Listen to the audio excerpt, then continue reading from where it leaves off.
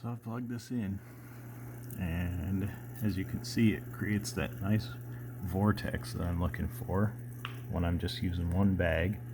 It's pulling that volume through really well. I think if I want to use two bags, I'm going to have to increase the diameter of the piping that I want to use for this. But I have to consider also that this is something that is going to be periodic usage, not permanent, because I don't want to keep these bags in the water, keep all that waste in the water, decaying and breaking down and causing an imbalance. So I've got to weigh the effort between actually creating a system of tubing for this versus just zip tying a bag onto the filter, twice a week or something.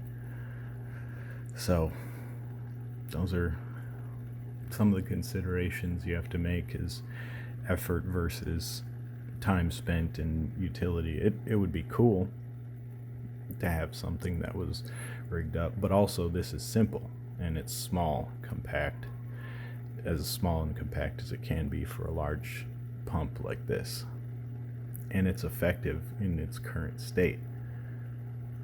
So how am I going to affect the performance and the usage with further tweaks? All these things need to be considered, and it does such a good job as is. This volume runs through just fine, so I'll probably just leave it. It usually only takes about 10 or 20 minutes to work, versus the other version that takes an hour or two. And as we see over here, without any filter whatsoever, the water is clear. So obviously it's not the filter that's creating our crystal clear water. So that's a different consideration and a different side of the filtration. It's been an hour now. Water is a bit clearer. The sand is a bit clearer. It's pulled out a bunch of silt and dust and stuff. It's still pulling some stuff out. I just mixed it up again. The bag is full, very hard. I'll leave it for probably another hour, and then I'll plug in this pump, and that should blow water around, get some circulation going. And the circulation, I believe, is the key to have water that's clear like that.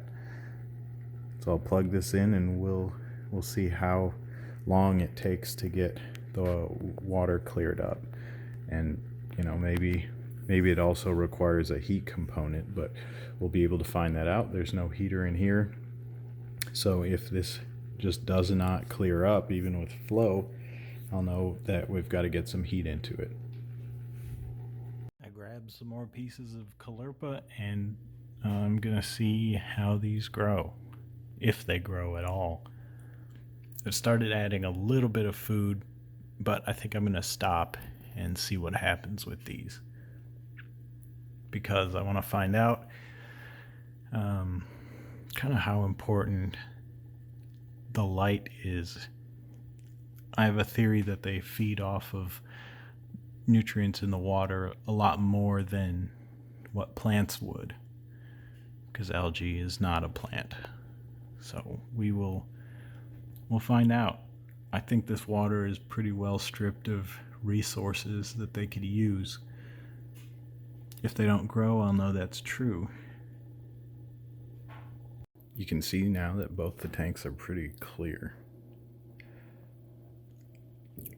but I notice a significant difference between the coloration. This one is more clear, and you can tell that with the more of a blue-green tint, and this one is much more of a yellow tint. And when you smell, the yellower one smells more stale. It smells kind of like wax or crayons. And this one, you smell it, it's got a little bit of that waxy crayon smell, but also it smells a lot like algae. That's probably from the main tank, because we took this from the main tank as basically this is dirty water I used, which is, going to be necessary for bacterial growth. That's interesting, the different smells. What I'm going to do down the line here is once I actually get this up and running and both these waters combined and circulating, I'm going to use one of our leftover improvised filters as basically a carbon reactor, and circulate carbon through this for about a day, or circulate the water through carbon for a day, and see if that knocks the smell down. Before I start doing water changes to try to fix it, I want to see how effective carbon actually is. And it's said to remove smells and coloration or discoloration, tannins and whatnot. So I want to actually see that in action. I know what this smells like right now, and with the carbon running through it, I want to see what the difference is. And we can now see the clarity, we can see the coloration, the tint, yellowish brown, much more greenish blue. So we'll have to run that through. I'll rig something up and we'll see what it does. There, I opened up the garage door. Now you can see a lot easier the difference in the color of these two tanks. Got that blue right there, and you can pretty easily see that yellow. So that's what I was talking about. Now it's a few days later, and I still haven't gotten this hooked up yet. But you see here, that's going clear. Just like those down there. And I wonder if all of them will continue to do so. But we'll see. Just wanted to give a quick update. Not much else to report, really. This water's cleared up pretty well. I don't know for sure if this is going clear because of lack of nutrients. These two obviously are not doing that. I'll just have to keep monitoring them and see what occurs. But I haven't yet added any more food. I just added a few pellets, and that, or not pellets, but flakes, and that was it a few days ago. So that, I don't know if that supplied sufficient nutrients for algae growth or not. Doesn't look like I'm getting any sort of film algae on any of the walls.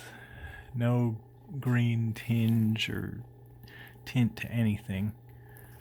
So if other algae is not growing, this stuff might not either. I guess it takes more than light, but we'll find out. Just wanted to shoot a quick one today. It's been a day, I think, since the last one, maybe 2 days, and the hair algae is dying, but the macroalgae doesn't appear to be, or the Caulerpa prolifera does not seem to be suffering at the moment.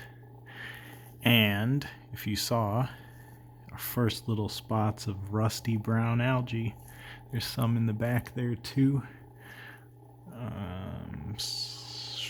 It's growing. It's starting to grow. So that means we have just enough nutrient, you can see along the edge there, for algae to grow.